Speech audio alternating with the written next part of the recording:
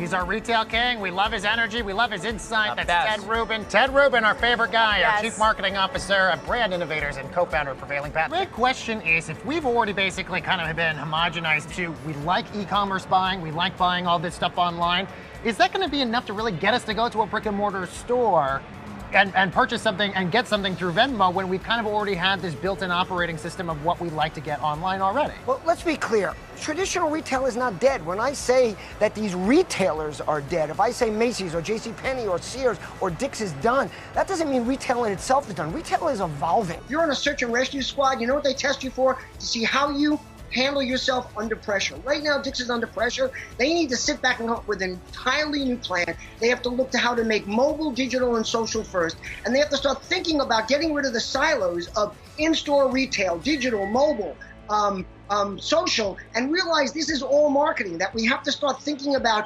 moving from a world of converse and convert from a world of convince and convert. Right now, they think it's about convincing. They think convincing is all about price. If that's the mode they're going to go in, I'm shorting the stock, and I'm not even a financial expert. Walmart's not going away. Walmart is an incredible organization, but what they're not figuring out is e-commerce, and they're proving that now by trying to drive people back to the stores.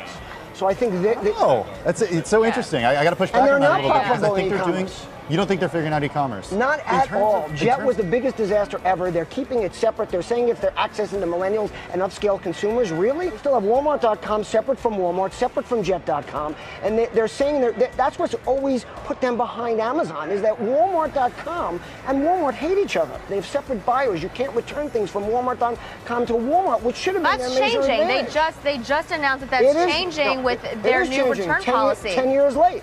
What's going to happen is you're going to walk into a mall, and I'm just predicting here, but you're going to be able to order something as you walk by it or see it and pay for it with Venmo. You're going to be able to experience it. You're going to be a new mom. You're going to try out a stroller. You're going to try it out on road. You're going to try it out on grass. You're going to say, I want this. You're going to go to your phone or your iPad, and you're going to purchase it, and you're going to pay with it with something, again, that makes it easy.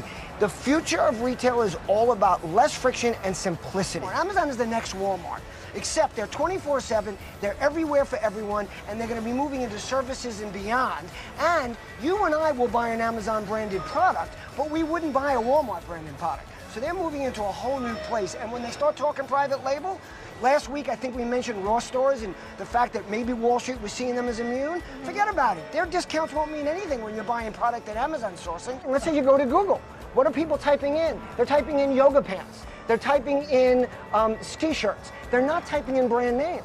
And what's happening when they do that? They're finding private label products. Now, it might not be Amazon because there's plenty of other private label out there. Target has been killing it in their private label over the last number of years because they get the fact that they can produce it cheaper and distribute it better than the average brand can, and the brands are realizing that they have to start selling through Amazon, especially with a company like Nordstrom that is all about the customer. Their customer experience has always been the best in the business. It's always amazed me that their competitors like Bloomingdale, Saks Fifth Avenue, Neiman Marcus haven't copied what they've done. Get people to come out from behind the counter and actually build a relationship, shake a hand, hold something, walk somebody to another department when they want something instead of saying, yeah, it's over there.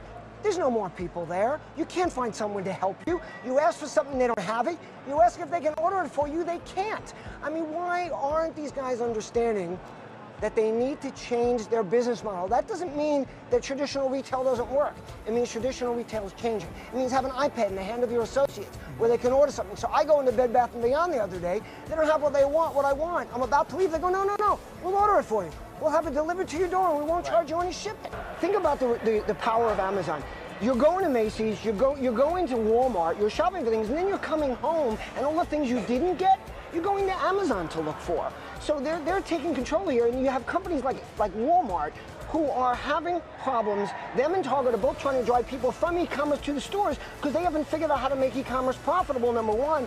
And number two is they're terrified because now they see Amazon acquiring Whole Foods, making a deal with Kohl's, probably buying a traditional grocer, a traditional retailer, a luxury firm, and they're terrified. Tweet I sent in 2009 when I went to the mall with my two daughters and I said, way too easy to park, eerily quiet here, something's wrong. Right. And if you guys see that all the time. I walked into a Sears the other day in my neighborhood and it was an echo chamber.